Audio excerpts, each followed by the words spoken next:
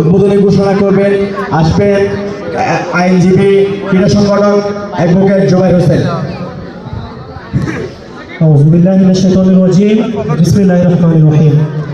শুরুতে মহান আল্লাহ রাব্বুল আলামিনের দরবারে শুকরিয়া জ্ঞাপন করছি যে আল্লাহ রাব্বুল আলামিন আমাদেরকে পৃথিবীর সর্বশ্রেষ্ঠ জাত সফল মাখলুকাত হিসেবে সৃষ্টি করেছেন। সেই সাথে বিশ্ব মানবতার মহান মুক্তির দূত সর্বকালের সর্বযুগের সর্বশ্রেষ্ঠ মহামানব হযরত মুহাম্মদ মুস্তাফা সাল্লাল্লাহু আলাইহি ওয়াসাল্লামের দরবারে লাখো কোটি সালাম পাঠ করছি। দৌলতপুর লালুরবাড়ি সমাজ কল্যাণ পরিষদ কর্তৃক আয়োজিত আজকের উদ্বোধনী ম্যাচে উপস্থিত সম্মানিত প্রধান অতিথি, বিশেষ অতিথি, আয়োজকবৃন্দ এবং অত্র এলাকার কৃতি সন্তান শ্রদ্ধেয় টিটু ভাই সহ ক্রীড়া ফ্যামিলির সকল দর্শকবৃন্দ, আসসালামু আলাইকুম ওয়া রাহমাতুল্লাহ। আজকে বলতে গেলে অনেক ভারাক্রান্ত হৃদয় নিয়ে আপনাদের সামনে দাঁড়িয়েছি। আপনারা সবাই অবগত আছেন, আমাদের জুলাই যোদ্ধা হাবিব ভাইকে সন্ত্রাসীরা গুলি করেছে। হাবিব ভাই এখন মৃত্যু সজ্জায় আছে। জুলাইয়ের যারা যোদ্ধা তাদেরকে একে একে টার্গেট করা হয়েছে। তারা টার্গেটেড, যারা জুলাইয়ের যোদ্ধা ছিল কিন্তু বর্তমানে অনেক জুলাই যোদ্ধা হাজার কোটি টাকার মালিক হয়েছেন। কিন্তু আমাদের হাদি ভাই সবকিছুকে তোয়াক্কা করে সম্পূর্ণ দেশের জন্য, দেশের স্বাধীনতা সার্বভৌমত্বের জন্য বিলিয়ে দিয়েছেন।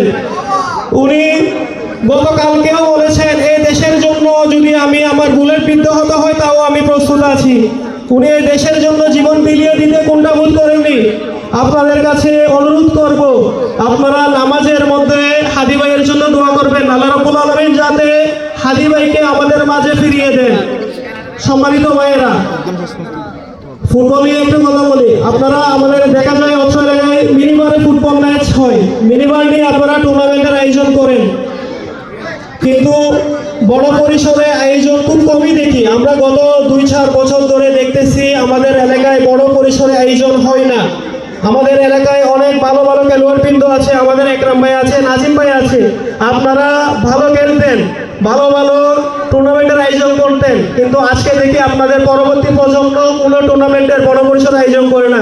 মিনিবারের মাধ্যমে আমরা খেলবো ঠিক আছে, কিন্তু আমরা যদি ভালো খেলোয়াড় হতে চাই তাইলে বড় পরিসরের আয়োজন করা প্রয়োজন। এই সমাজ আজকে ধ্বংসের দ্বার প্রান্তে দাঁড়িয়ে আছে। আপনারা যদি উঠে না আসেন আমরা কাদের নিয়ে স্বপ্ন দেখব? আমার সামনে যে মেধাবী ভাইয়েরা দাঁড়িয়ে আছেন, আপনারা আগামী দিনের কর্ণধার, আপনারা এই জাতির হাল ধরবেন, এই জাতিকে সোনালী একটি যুগে পরিণত করবেন। আপনাদেরকে এগিয়ে আসতে হবে। আমাদের এলাকায় বিশেষ করে দৌলতপুরে মাদকের এতটা বেড়ে গেছে, এতটা ভয়াবহ হয়েছে, আপনারা যদি এগিয়ে না আসেন আমরা মাদক থেকে এই এলাকাকে মুক্ত করতে পারবো না। আপনাদেরকে প্রতিবাদ করতে হবে। অন্যায়ের প্রতিবাদ করতে যদি না পারেন তাহলে বেঁচে থাকার দরকার নেই। আপনি বিড়ালের মতো বেঁচে থেকে লাভ নেই, আল্লাহকে জবাবদিহিতা করবে আপনাকে। পরবর্তী প্রজন্ম, আমরা মারা যাব, আমাদের পরবর্তী প্রজন্ম মাদকের ভয়াবহ তাবায় ধ্বংস হয়ে যাবে। আপনারা যদি উঠে না আসেন, আপনারা যদি মাদকের বিরুদ্ধে অবস্থান না নেয়, আমাদের সমাজকে বাঁচানো যাবে না, এই সমাজকে আমরা ধ্বংস করে নিব। দয়া করে অনুরোধ করব, ইতিমধ্যে আপনারা দেখেছেন মাদকের বিরুদ্ধে আমাদের এলাকায় আন্দোলন শুরু হয়েছে। আপনারা মাদকের বিরুদ্ধে আন্দোলনে একাত্মতা ঘোষণা করে আশা করি শরীক হবেন আমাদের আন্দোলনে। প্রিয় ভাইয়েরা, আপনাদের সময় নষ্ট করবো না। ফুটবল আমাদেরকে ভ্রাতৃত্ব শেখায়। ফুটবল এমন একটি সুশৃঙ্খল খেলা, প্রত্যেকটা পাস আমাদেরকে শৃঙ্খলা, ভ্রাতৃত্ব শেখায়। ফুটবল ম্যাচ আমরা আগামী দিনে আরো বড় পরিসরে আয়োজন করব, আরো সুন্দর সুশৃঙ্খল ভাবে আয়োজন করব। আজকে আয়োজন কমিটি যে সুন্দর আয়োজন করেছেন আমি দেখে আপ্লুত হয়েছি। এত সুন্দর আয়োজন আমাদের এলাকার জন্য খুবই প্রয়োজন। আয়োজন কমিটিকে ধন্যবাদ জানিয়ে আজকে প্রোগ্রাম এখানে উদ্বোধন ঘোষণা করছি। ওয়া তৌফিক ইল্লা বিল্লাহ। আসসালামু আলাইকুম। ধন্যবাদ। এই মুহূর্তে পরিচিত পাবো